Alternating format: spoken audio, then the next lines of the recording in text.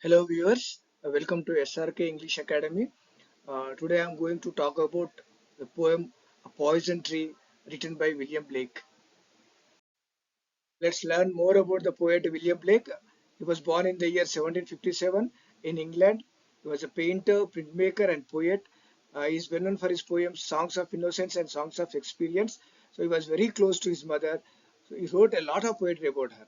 The famous poem A Cradle Song. It illustrates Blake's fond memories for his upbringing by his mother. So a cradle song is a part of Songs of Innocence, and it's about a mother's love for her baby, and it's a romantic poem. So let's see the poem, A Poison Tree. Uh, so it has four stanzas. Each stanza has a quatrain, that is four lines. Rhyme scheme is AA, BB. So it's a simple rhyme scheme, that is end rhyme.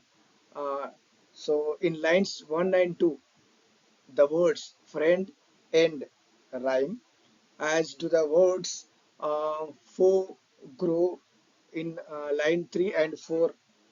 So in the same way, fears, tears, both rhyme, smiles, whiles, night, bright, shine, mine, stole, pole, sea, tree. So rhyme scheme is A, B, B. So in this poem, the poet speaks about the suppression of anger, which leads to dangerous consequences in our lives. So in stanza 1, here the poem is in the first person, and poet is the speaker. So let's see the lines. I was angry with my friend. I told my wrath did end. So in the first two lines here, the poet presents two different situations.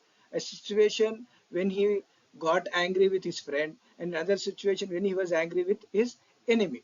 So in the first situation, when he was angry with his friend, he told about told and he talked with his friend, and he talked about the issue and discussed with his friend, and his anger vanished very soon, so he calmed down.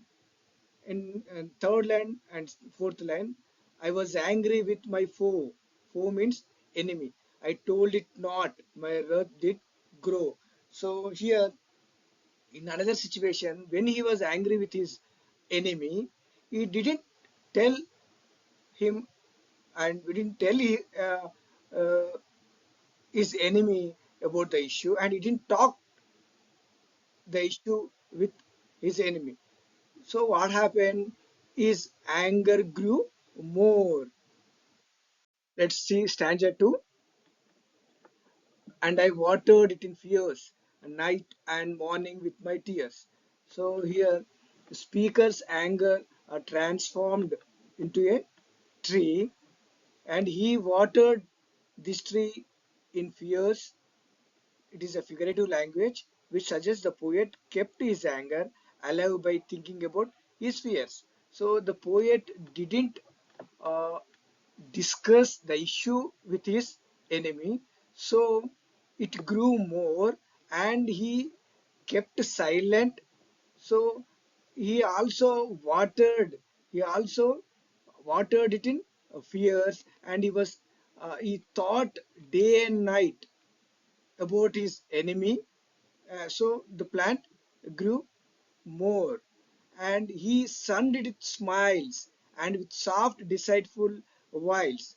So here, wiles means devious or cunning stratagems implied in manipulating or persuading someone to do what one wants. Here, the speaker implies schemes, plans to outwit his enemy, to outwit his opponent, to deceive his enemy. So he has so many tricks. So he employed and he deceived with his tactics. So the poet uses an extended metaphor to describe the speaker's anger as growing into a tree that bears a poisonous apple. So here the tree symbolizes anger, and the garden symbolizes heart or mind. So in the garden or in his mind, the speaker watered his anger, and he cultivated his anger. He nurtures his anger day and night, and it grew into a big tree, and it bore an apple bright.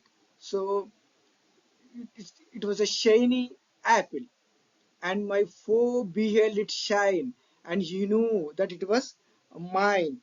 So here his enemy, he was attracted to shiny apple, and his enemy knew that it was a speaker's property, it was a speaker's garden. Though he knew, he was attracted to the bright apple. So this apple reminds us about uh, Genesis in the Bible. So here in Genesis, Genesis is the first book of the Old Testament, describing how God created the world. So this is Genesis is the first part of that is Old Testament is the first part of a Christian Bible that tells about the Jews, their history, and God's words to them in the time before Jesus Christ was born. And into my garden stole when the night had wheeled the pole. So the speaker's enemy was attracted by the shiny apple, and he was fell into the trap laid by the speaker.